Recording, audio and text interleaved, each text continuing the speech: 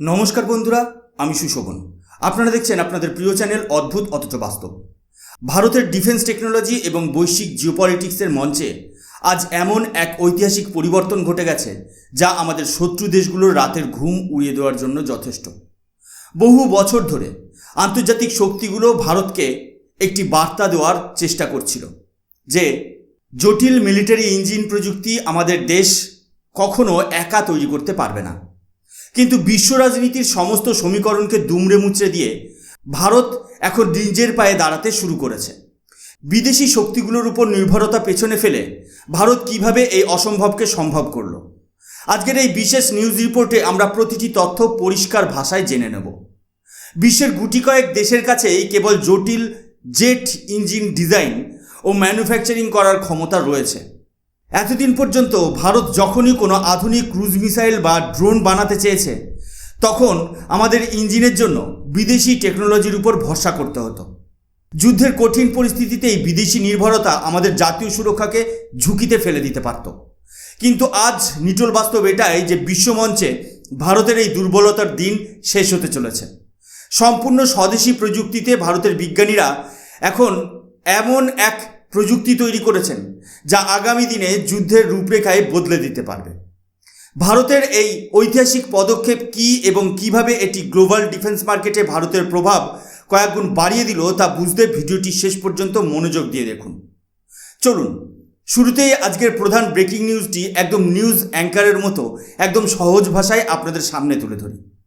Defence research and development organisation বা ডিআরডিওর অধীনে থাকা বিখ্যাত ল্যাবরেটরি জিটিআরই এবং হায়দ্রাবাদের precision manufacturing company Azad engineering যৌথভাবে ইতিহাস গড়েছে।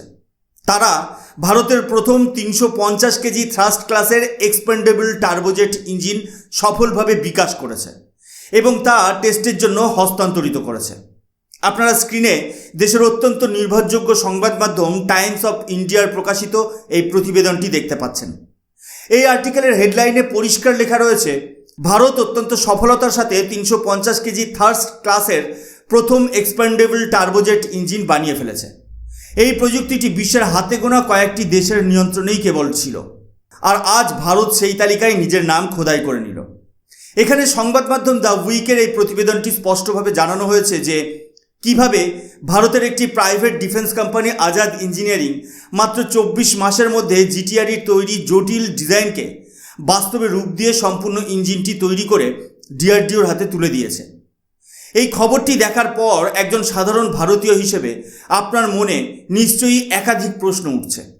প্রথমত, মাত্র 350 কেজি থ্রাস্টের এই ইঞ্জিনটি দেখতে তো বেশ ছোট, তবে কেন সমগ্র আন্তর্জাতিক মিডিয়া এবং ডিফেন্স বিশেষজ্ঞরা এটাকে ভারতের বিশাল স্ট্র্যাটেজিক জয় বলছে? দ্বিতীয়ত, এই ইঞ্জিনের নামের সাথে এক্সপেন্ডেবল শব্দটি যুক্ত কেন? একটি ইঞ্জিন কিভাবে নিজেকে ধ্বংস করে ভারতকে বিলিয়ন বিলিয়ন ডলারের সুবিধা দেবে?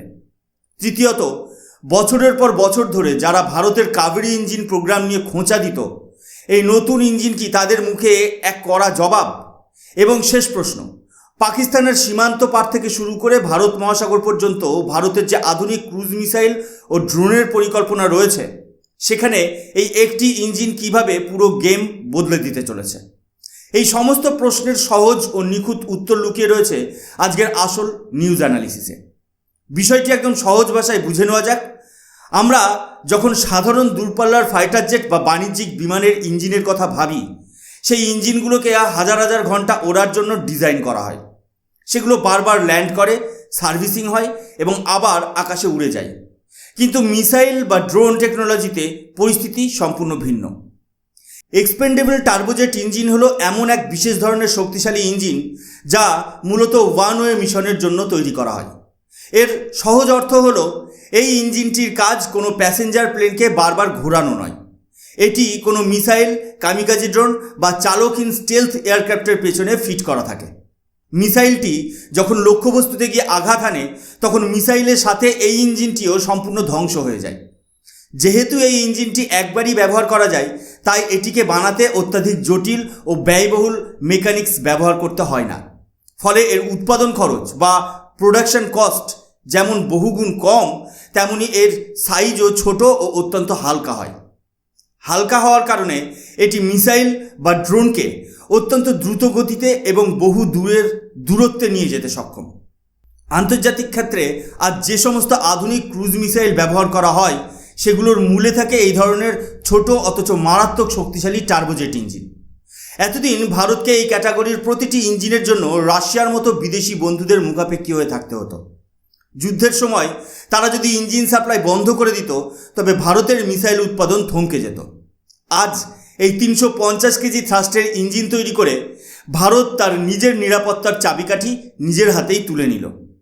এটি ভারত সরকারের আত্মনির্ভর ভারত অভিযানের এক অনন্য দৃষ্টান্ত। অনেকের মনেই প্রশ্ন জাগতে পারে যে ভারতের কাছে তো ইতিমধ্যেই ব্যালিস্টিক মিসাইলের জন্য শক্তিশালী রকেট ইঞ্জিন রয়েছে, যেমন অগ্নি বা প্রলয় মিসাইলের ইঞ্জিন। তাহলে নতুন করে এই টার্বোজেট ইঞ্জিনের কি প্রয়োজন ছিল? এখানেই লুকিয়ে রয়েছে ডিফেন্স টেকনোলজির আসল রহস্য।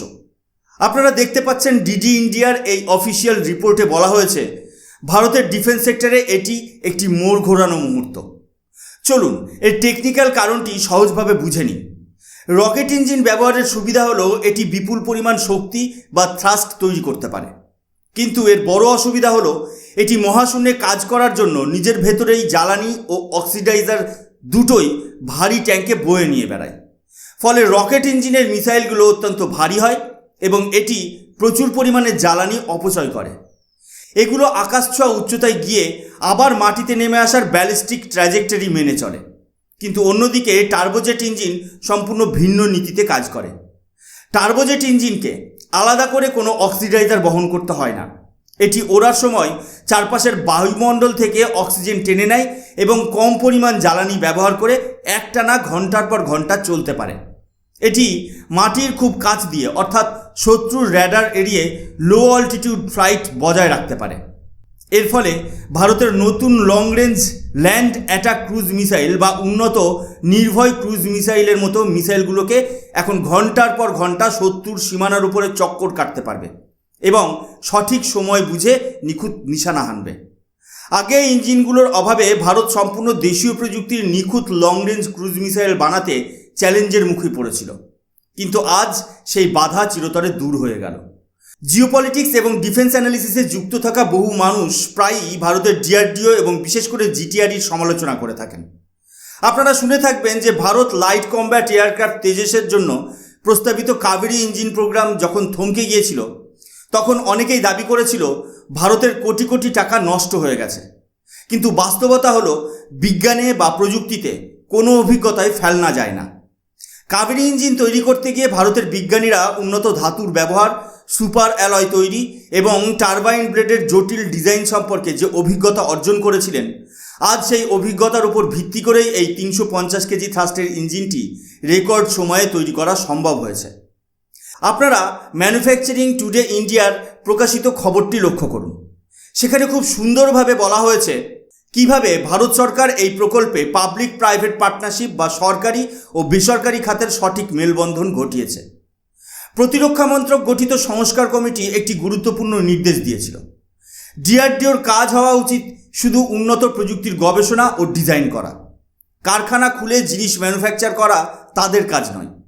ভারত সরকার ঠিক এই নীতিটি এখানে কার্যকর করেছে। এক, তারা তাদের দীর্ঘদিনের গবেষণাকে কাজে লাগিয়ে বিশ্বমানের টার্বোজেট ইঞ্জিনের নিখুঁত ব্লুপ্রিন্ট বা ডিজাইন প্রস্তুত করেছে। আর দুই হলো, হায়দ্রাবাদের এই উদীয়মান বেসরকারি কোম্পানিকে তারা দায়িত্ব দেয় অত্যন্ত নিখুঁত পার্টস তৈরি করে অ্যাসেম্বল করার। ফলাফল আজ আমাদের চোখের সামনে।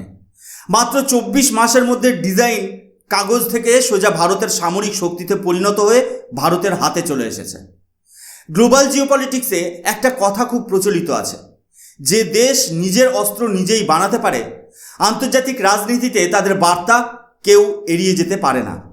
আজ ভারত যখন এই 350 কেজি থ্রাস্টের টার্বোজেট ইঞ্জিন সফলভাবে হস্তান্তরিত করেছে, তখন এটি কেবল একটি ছোট ইঞ্জিনের গল্প নয়, এটি ভারতের অনেক বড় সামরিক মাস্টার প্ল্যানের প্রথম ধাপ মাত্র। এর ফলে ভারতের কি কি লাভ হতে চলেছে? এক, ভারতের ভবিষ্যৎ চালকহীন যুদ্ধবিমান যেমন ঘাতক স্টেলথ ইউসিএভি এবং বিভিন্ন হাই স্পিড কমব্যাট ড্রোনে ভারত এখন থেকে নিজস্ব শক্তি ব্যবহার করতে পারবে। দুই, বিদেশি ইঞ্জিনের পেছনে অতিরিক্ত অর্থ ব্যয় না হওয়ায় ভারত এখন কম খরচে শত শত ক্রুজ মিসাইল তৈরি করে নিজেদের সীমানা সুরক্ষিত করতে পারবে। 3. যুদ্ধ বা আন্তর্জাতিক সংকটের সময়ে পশ্চিমী বিশ্ব বা অন্য কোনো দেশের নিষেধাজ্ঞার ভয় ভারতকে আর তটস্থ রাখতে পারবে না। 4. এবং সবচেয়ে বড় যে বিষয়টা তা হলো এই ছোট ইঞ্জিন সফলভাবে তৈরির মাধ্যমে আমাদের মেটালার্জি এবং প্রিসিশন ম্যানুফ্যাকচারিং নিশ্চিত প্রমাণ করে দিয়েছে যে ভারত খুব শীঘ্রই ভারতের ফাইটার জেটের জন্য প্রয়োজনীয় 120 কিলোনিউটনের বিশালাকার হাই থ্রাস্ট কম্ব্যাট ইঞ্জিনও নিজের মাটিতে বানিয়ে ফেলবে। ভারত আজ আর কেবল একটি অস্ত্র আমদানিকারক দেশ নয়, বরং প্রতিরক্ষা প্রযুক্তির জগতে আত্মনির্ভর হয়ে বিশ্বকে নেতৃত্ব দেওয়ার পথে দ্রুত গতিতে এগিয়ে চলেছে।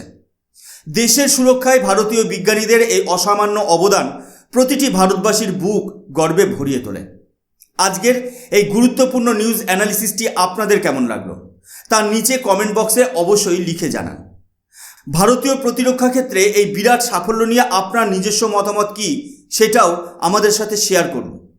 নতুন খবর ও বাস্তবধর্মী জিওপলিটিক্যাল বিশ্লেষণ পেতে অদ্ভুত অথচ বাস্তব চ্যানেলটি সাবস্ক্রাইব করে আমাদের পাশে থাকুন। আমি সুশোভন। খুব দ্রুত দেখা হচ্ছে নতুন কোনো জাতীয় ও আন্তর্জাতিক খবরের নিরপেক্ষ বিশ্লেষণে। ততক্ষণ পর্যন্ত ভালো থাকবেন, সুস্থ থাকবেন। জয় হিন্দ, বন্দে মাতারম, ভারত মাতা কি জয়।